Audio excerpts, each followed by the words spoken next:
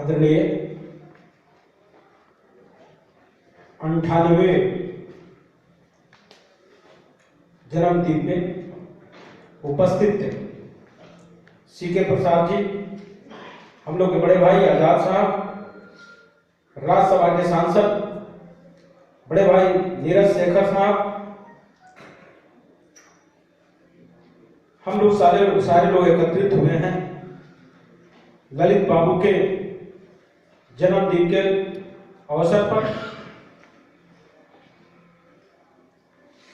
शायद इस धरती पे वैसे लोग जब भी जन्म लेता है तो कुछ इतिहास रचने के लिए जन्म लेता है। बहुत लोग आए और गए, बहुत लोग आएंगे और जाएंगे, लेकिन कुछ लोग इस धरती पे अपनी छाप छोड़ जाते हैं, जो इतिहास गवाह के रूप में उनको समय समय से देखते रहता है।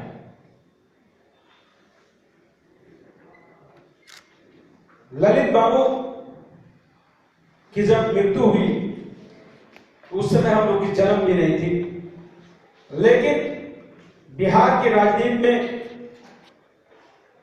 जब भी चर्चा होता है तो आजाद साहब का, ललित बाबू का चर्चा निश्चित रूप से होता है। ललित बाबू के बड़े बेटे विजय मिश्रा जी हम लोग के साथ विधायक भी रहे और वैभव के चलते इस कार्यक्रम में मुझे आने का सौभाग्य प्राप्त हुआ। वैभव के पिताजी विकास भैया जी, तमाम उनके ललित बाबू के परिवार के लोग आज यहाँ एकत्रित हुए हैं, उनके शुभचिंतक लोग एकत्रित हुए हैं। उनका कीर्ति तो बहुत है, तेजस्वी आदमी थे, प्रतिभा के धनी व्यक्ति थे। शायद उनकी मृत्यु नहीं हुई होती तो देश के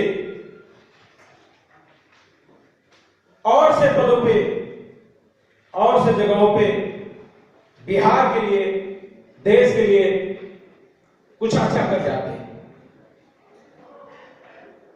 अभी तक किन परिस्थिति में उनकी हत्या हुई, अभी तक शायद जांच रिपोर्ट उसका नहीं आ पाया है।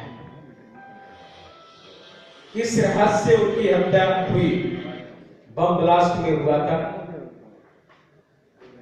खोज का विषय है। वैसे तो उनके नाम पे बहुत सा बिहार में संस्था चलता है और उनकी कीर्ति को चाहे जितना भी आप चर्चा कर लें कम है। देश की आजादी में शाभागता रहा उनका, गिरफ्तारी हुई, बिहार के विकास के लिए, देश के विकास के लिए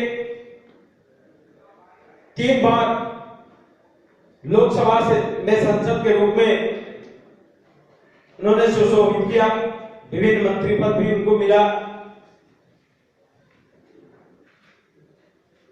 उनके जीवन से हम सब युवा वर्ग को सीख लेना चाहिए, सबक लेना चाहिए कि देश के लिए समर्पण की भावना, प्रदेश के लिए समर्पण की भावना, जन्मस्थल के लिए समर्पण की भावना जो ललित बाबू के अंदर था, बहुत कम लोगों के अंदर मिलता है। इसलिए उनका जो कार्य था, मनुष्य तो आता और जाता है लेकिन कीर्तियां यही रह जाती हैं। और उनकी जो कीर्ति है, जैसे कोसी का चर्चा हुआ, महानंदा का चर्चा हुआ, गंगा का चर्चा हुआ या गंडक का चर्चा हुआ, जो बराज उन्होंने बनाया, जो उस समय परेशानियां हुई उसको सॉल्व किए, ये अपने आप में वो क्षण भूला नहीं जा सकता है। 2 लाख हेक्टेयर जमीन को बचा लेना साधारण बात नहीं है। कितने परिवार उस जमीन से जीते हैं आज अंदाजा लगाया जा सकता है। मिथिला तो अपने आप में गौरव का जगह है बिहार में, जहां माता सीता का जन्म स्थल हो,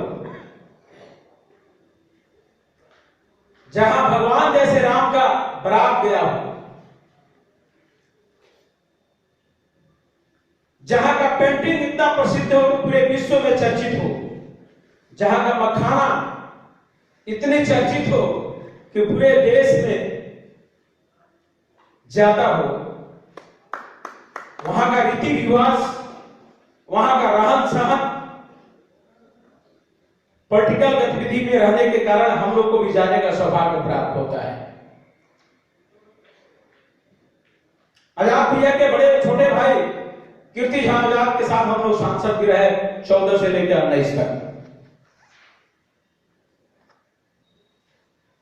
तो कहीं ना कहीं ललित बाबू का अभाव बिहार महसूस करता है, करता रहेगा। जब तक धरती रहेगा तब तक ललित बाबू की चर्चाएं अमर रहेगी, क्योंकि उनकी कीर्ति अमर रहेगी, उनकी सोच अमर रहेगी, उनका जो त्याग था वो अमर रहेगा। बस चंद शब्दों के साथ जितने हमारे पूर्व में प्रवक्ता वक्ता बोले हैं उनसे मैं अपने आप को सम्मानित करता हूं। इसी शब्दों के साथ बहुत बहुत बधाई, बहुत बहुत धन्यवाद।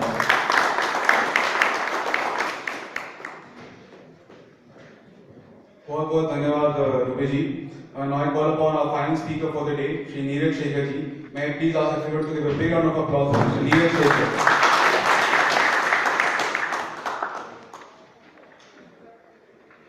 मैंने आग्रह किया था वैभव से कि मुझे अंत में बुलाएं, क्योंकि जो अंत में लोग रह जाते हैं वो सुनने के लिए आते हैं, जिनको जाना हो तो चले जाते हैं। अंत में लोग जो लोग ललित बाबू से जिनको प्रेम था, उनकी याद में अगर हैं, जो उनको चाहते हैं, वो लोग ही रह जाते हैं। इसलिए मैं चाहा कि आप लोग के बीच अपनी बात कहूँ। सबसे पहले मैं अपनी तरफ से, अपनी परिवार की तरफ से स्वर्गीय ललित नारायण मिश्रा जी की इस जयंती पर उनको श्रद्धांजलि देता हूँ। मंच पर उपस्थित आदरणीय C.K. प्रसाद जी, हमारे बड़े भाई आदरणीय यशोवर्धन आजाद जी, हमारे राज्यसभा में सहयोगी और हमारे नेता आदरणीय सतीश चंद्र दुबे जी, और चली गई हमारी सहयोगी राज्यसभा में प्रियंका जी, यहाँ पर उपस्थित परिवार के सभी लोग और सभी आदरणीय अतिथिगण। मुझे खुशी है कि मुझे यहाँ आने का मौका मिला, और मैं आप लोग से सच कहना चाहूँगा, मैं बस यही जानता था स्वर्गीय ललित नारायण मिश्रा जी के बारे में कि वो इस देश के रेलवे मंत्री थे, और 75 में कैसा उनका देहांत हुआ। मैं इसलिए बधाई देना चाहूँगा वैभव जी को, क्योंकि इन्होंने मुझसे आज से 4-6 महीने पहले से कह रहे हैं कि नीरज जी आपको आना है इस कार्यक्रम में। इनके लिए इनको मैं बधाई देना चाहता हूँ इसके लिए, क्योंकि तत्पर थे सबको बुलाने के लिए इतने दिनों से, क्योंकि मैं जानता हूँ, मैं पिताजी के लिए कार्यक्रम कराता हूँ, कितना प्रयत्न करना पड़ता है, कितने लोगों के पास जाना पड़ता है। कम से कम 10 बार मेरे पास आए होंगे। मैं इनको बधाई देता हूँ कि इनके परसिस्टेंस की वजह से मैं आया। और ये हम लोग के नौजवानों के बीच में ये अगर ऐसी बात रहेगी कि हर काम के लिए अपने परसिस्टेंट करें, तो मुझे वो पूरा भरोसा है अपनी नौजवान पीढ़ी पे कि इस देश के लिए जरूर कुछ करें। मैंने यही कहा कि मैं जानूँ तो मैं क्या बोलूँगा वहाँ पर, तो मुझे एक पेज का इन्होंने वैभव जी ने दिया, तो मैं झूठ नहीं बोल सकता कि मैं जानता था, और मैं कहूँ कि मैं उनके बारे में जानता था, क्योंकि पिताजी हम लोग को राजनीति से दूर रखते थे। मैं आजाद जी के जैसे कह नहीं सकता कि उनके घर जाते थे, उनके घर मैं कभी नहीं कहीं गया। जब राजनीति में 2007 में आया, उसके पहले पिताजी हम लोग कहीं नहीं, किसी मंच पे नहीं गया था। मैं बोलना भी नहीं आता, भाषण देना भी नहीं जानता। लेकिन जब मैंने ये पढ़ा कि 53 साल की उम्र में वो इस देश के रेल मंत्री थे, तो कोई प्रतिभा रही होगी उनमें कि उस समय इंदिरा जी ने उनको रेल मंत्री बनाया। उस समय बहुत बड़े बड़े नेता थे, लेकिन इस नौजवान में उन्हें कोई प्रतिभा दिखी। और मैं तो पढ़ रहा हूँ कि मैं इसलिए भी आप इनको मैं बधाई देना चाहता हूँ, क्योंकि ये जरूरी है कि आज हम नौजवानों को बताएं उनके बारे में। मेरे जैसे लोग जो सदन में रहे हैं, पूरा देश घूमा हूं पिताजी के साथ, लेकिन मुझे इतना के अलावा कि वो रेल मंत्री थे नहीं जानता। मैं पढ़ रहा हूँ कि कौन से मंत्रालय में नहीं थे इतनी कम उम्र में। तो ये वैभव जी कर रहे हैं। हम लोगों को, जो लोग यहाँ नौजवान साथी हैं, और जगह इनके बारे में फैलाना चाहिए, क्योंकि वो उसी से हम नौजवान सीखेंगे। जो नौजवान अब नई पीढ़ी आ रही है वो तभी सीखेगी कि अगर आप प्रयत्न करें। कई लोग तो राजनीति में नहीं आना चाहते हैं आज के दिन, क्योंकि सब लोग ने कुछ बोला। मैं एक बस टिप्पणी करना चाहूंगा, राजनीतिक बात नहीं करना चाहूंगा, क्योंकि हम भारतीयों में यह है कि अपने को हम नहीं सुधारते, दूसरे को सुधारते हैं। अपने को हम लोग बदलना नहीं चाहते कि मैं अगर कहीं कोई चीज कूड़ा ना फेंकूं, लेकिन दूसरा फेंकता तो ये गलत करा, लेकिन अपने खुद फेंकूं। क्योंकि हम लोग में आदत है कि हम लोग दूसरे को सुधारते हैं, अपने को नहीं सुधारते। इसीलिए स्थिति है इस देश की। और कोई इसका बहुत प्रतिभा है इसमें। अगर ये प्रतिभा विदेश में जाके काम करके उस देश को आगे बढ़ा सकती, तो अगर यहाँ काम करे, ऐसे लोग मंच पे बैठे हैं, यहाँ कई लोग होंगे नौजवान साथी हैं, सब विदेश में जाते हैं। ये बात में हम लोग विदेश जाते हैं तो हमें हमेशा कही जाती है, हम लोग सौभाग्य मिला है कि सांसद उनको कई यूनिवर्सिटी में जाने का मिला विदेश में, प्रिंसटन, येल, हार्वर्ड में हम लोग गए। सब प्रोफेसर यही कहते हैं कि आप लोग के देश में जो कमी है, जो अच्छे प्रतिभावान लोग हैं वो विदेश चले जाते हैं और कोई पढ़ाता नहीं है। सब लोग IAS बनना चाहते हैं, सब लोग नौकरी करना चाहते हैं, जब कोई अच्छा व्यक्ति PhD करके कोई पढ़ाता नहीं है। सब लोग चाहते हैं कि विदेश में जाके नौकरी करें, अच्छी नौकरी मिले। हम लोग क्या कमी है रिसर्च और डेवलपमेंट की। हम लोग में ये नहीं प्रतिभा कि हम लोग कोई नई चीज खोज कर सके, उसकी जरूरत है आज के लिए। और ये तभी होगा जब हम अपने आप को बदलेंगे। रिसर्च एंड डेवलपमेंट की बड़ी कमी है हम लोग के देश में, यही बात मैं कहना चाहता था। और विशेषकर मैं उल्लेख इस बात का, कोसी की बात के कहना चाहता था। मैं इसीलिए जो बताया वैभव जी ने ड्रिंकिंग वाटर, मैं खुद देखता हूँ जो हमारा ये गंगा के किनारे वाले गांव हैं, आर्सेनिक पानी पीते हैं। ये कमी हम लोग में रह गई है। आर्सेनिक पानी पीकर आप अगर बच्चों को देख लेंगे वहां पे, किसी का पैर टेढ़ा है, किसी का हाथ टेढ़ा है, 70-73 साल की आजादी के बाद भी हम लोग अपने लोगों को स्वच्छ पानी नहीं दे पाए। तो ये हम लोग की कमी है, सरकारों की कमी है, और कुछ तक जो इस देश की जनता है उसकी भी कमी है।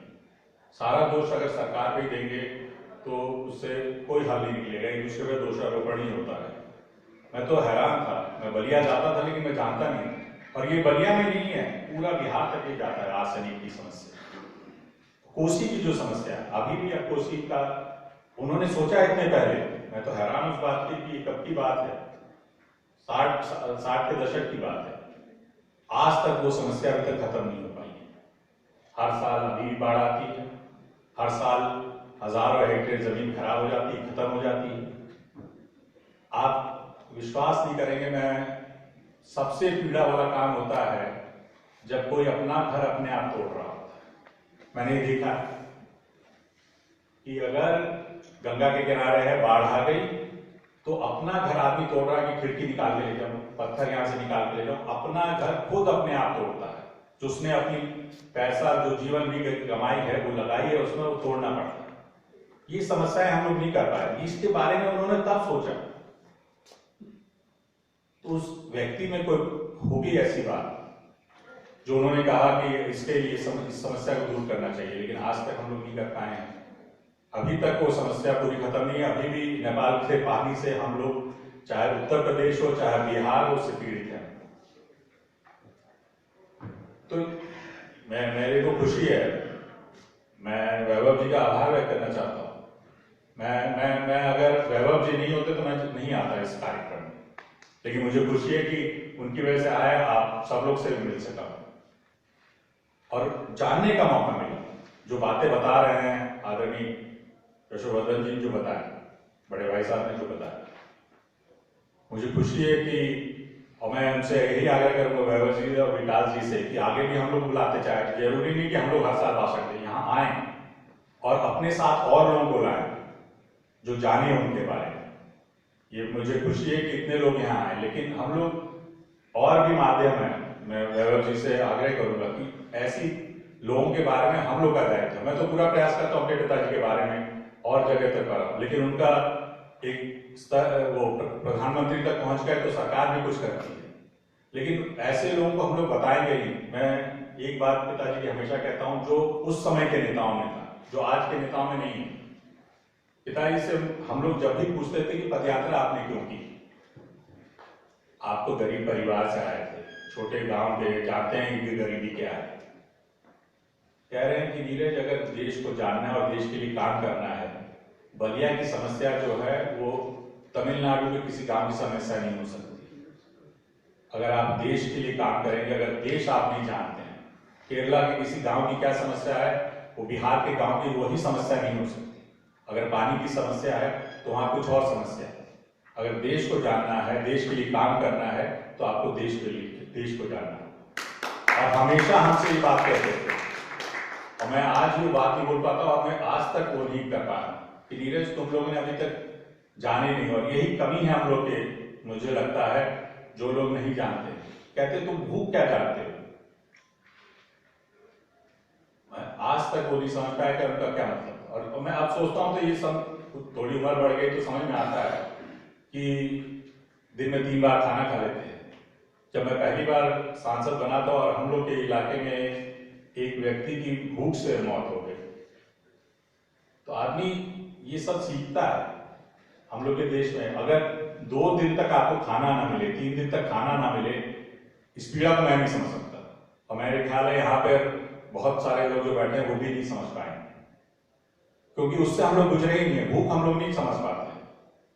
भूख तभी समझेंगे कि वो गरीब व्यक्ति जो 3 दिन तक 4 दिन तक खाना ना खाए, उसकी मर जाए वो भूख के मारे, वो जानता है उस पीड़ा को।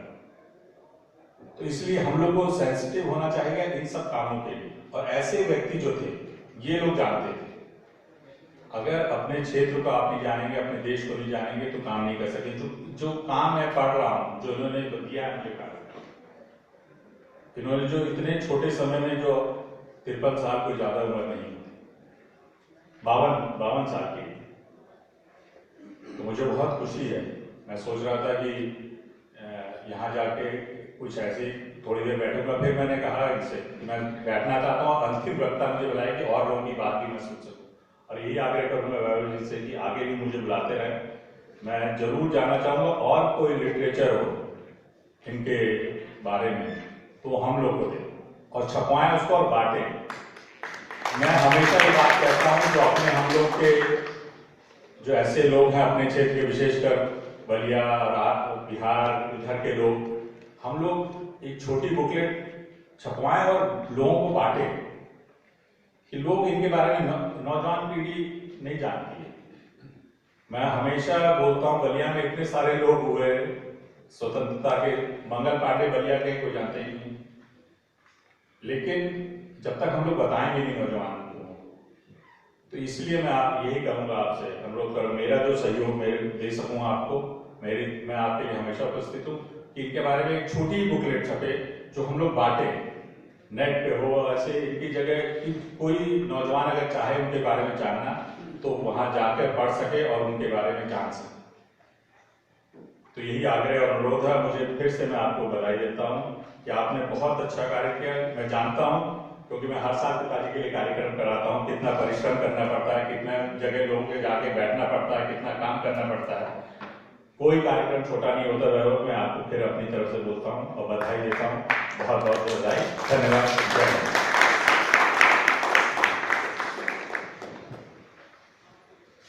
Thank you, sir. बहुत बहुत धन्यवाद आपकी स्पीच का, सर।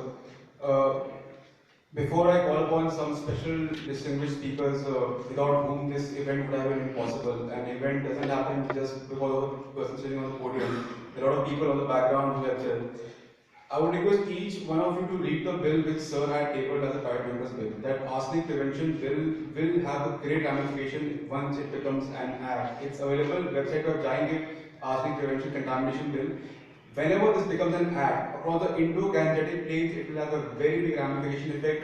साफ पानी पीना अगले 10 साल में सबसे बड़ा इशू बनने वाला है. There are issues that there might be war, future conflicts would be on clean drinking water.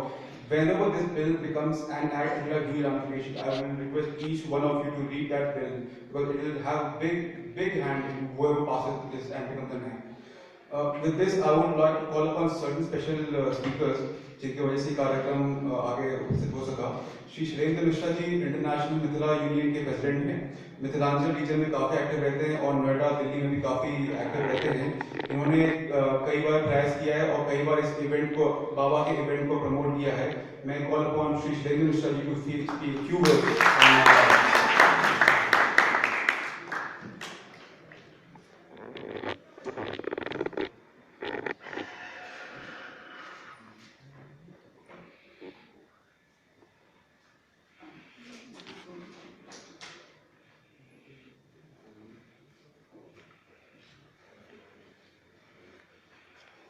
धन्यवाद वैभव जी.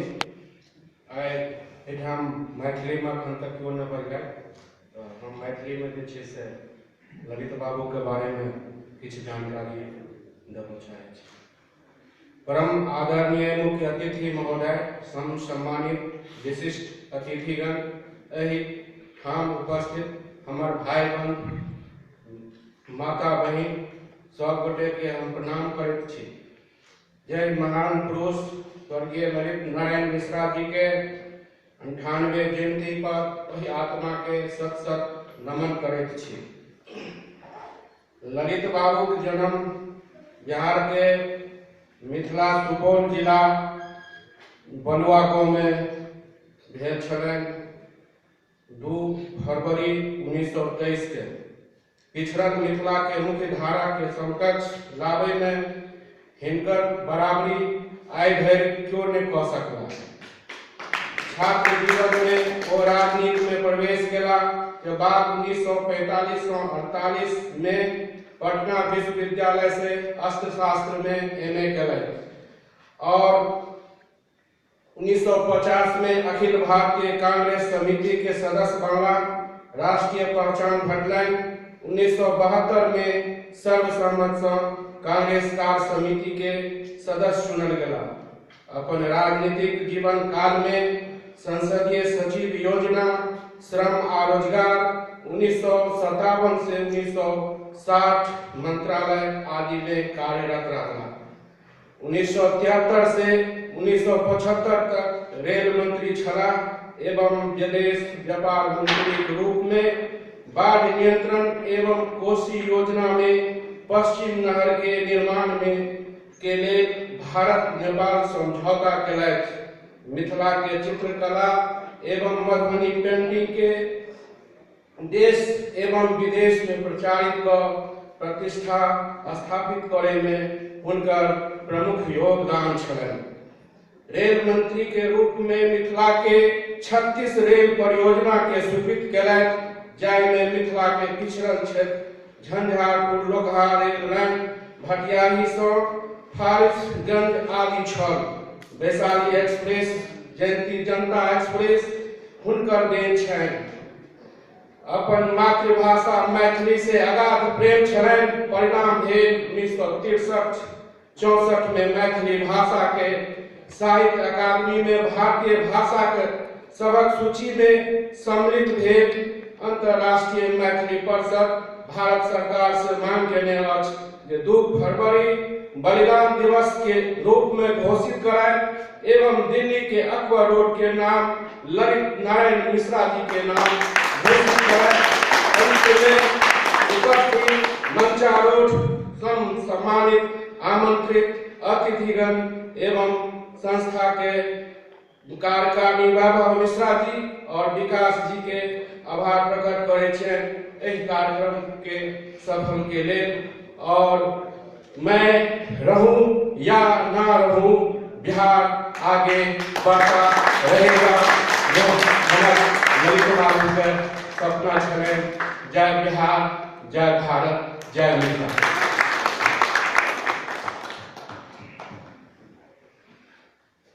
हमार मैथिली तो बड़ा नीक नहीं है, पर अहाँ संगे बैठ के हम अपन मैथिली इम्प्रूव करे छी। Thank you so much Shailendra ji for this outstanding speech. May I now invite Janvi. Janvi Sharma is a lawyer. She runs a virtual lawyer and does various events. She wants to cite some poetry in remembrance of my grandfather. Apart from her, there are many other factors, many other people who contribute in making this event special. Of course, I can't name every one of them, but they are the backbone, the pillar. These persons and these people, and apart from many other people, about Ashu Jha, International Milanchal Union people, Vijay Kasana, my friend Bhanu, my sister Radhika, all of my family friends, everyone have contributed. But on this, I would like to finally call Janvi to say a few words about my grandfather.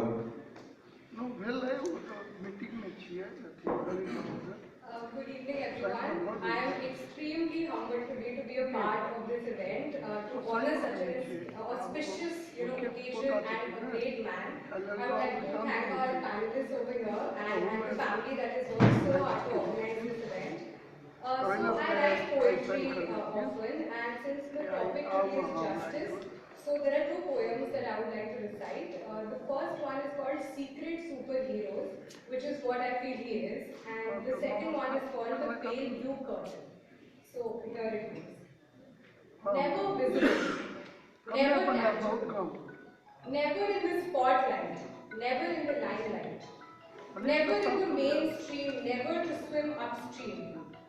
Sometimes in a glance, sometimes by chance, sometimes in a magical makeover, sometimes a tough ride along a do-over. Always so humble, always so relatable, playing on the ground, just wondering about. Always so simple, always so modest, always present in times of trouble. The plains are their haven, the skies their abode.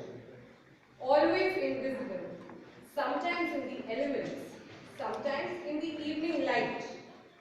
Always invisible, at the crack of dawn, a melodious sound, an essence of what's wrong.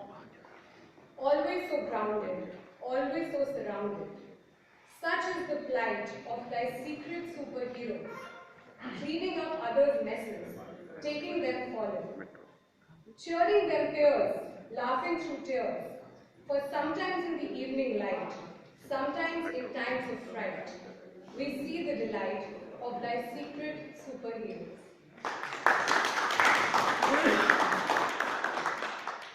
So the second one is called The Pale Blue Curtain. At times, the present may seem uncertain. In hindsight, clear as a pale blue curtain. Stuck in the rut, you may not be objective. Looking back puts things in perspective. At times, the present may be disarrayed, but worry not, it will all be hearsay. Stuck in the maze, you may feel lost. Later, it's all but a mental floss. At times, today may seem confusing, but yesterday appears to be booming. To hold on to the past may seem like losing, but the toughest ones are always worth the winnings. The tide may turn, the curtain may unfold, the drama may sow, the future as foretold. At times, the present may seem daunting, but in hindsight, it was just a bit of daunting. At times, the present may be pestering, but in hindsight, it was all just a bit of testing. Thank you. Have a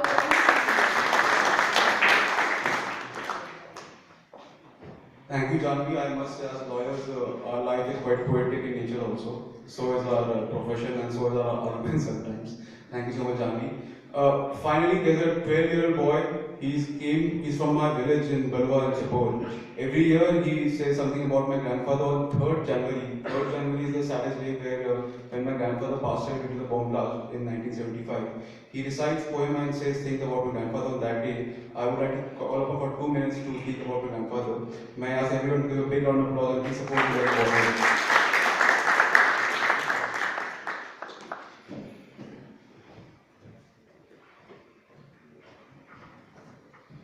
Good evening, everybody. First of all, thank you to Mr. Vaibhav Misra for giving me such an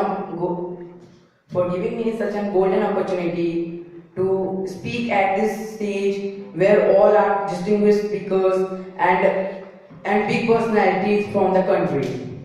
So let's talk about late Sri Lalit Narayan Mishra on his 98th birth anniversary. So, Sri Lalit Narayan Mishra was born on 2nd February 1923 in Basanpatti in Supaul district of Bihar. He did his MA in economics from Patna University in 1948. He had nationalities Sri Krishna Sinha and Sri Anugrah Singh in high esteem. He had a very bright political career in which he joined Indian National Congress Party and had various posts at party and government. He has been Deputy Finance Minister, Deputy Minister of Foreign Trade, Deputy Minister of Home Affairs, and in 1972, on 5th February, he was made Cabinet Minister of Railways by the Prime Minister Indira Gandhi. As a Minister of Railways, he visited Samastipur on 2nd January 1975, where for the opening of Darbhanga Samastipur line broad gauge, where a bomb explosion on the Dias seriously injured him. He rushed to Railways Hospital at Danapur next day, where he died on 3rd January 1975. So we don't really need to explain the history of such a great person who had been doing work in lot of fields like the Mithilas painting, the Nepal's, the Kosi barrage, etc. Once again, thank you and regards. Jai Hind, Jai Bharat, Jai Bihar, Jai Lalit Narayan. What struck me most about calling this boy is that now I can see the next generation taking on the baton, and a generation after me also can take forward his legacy.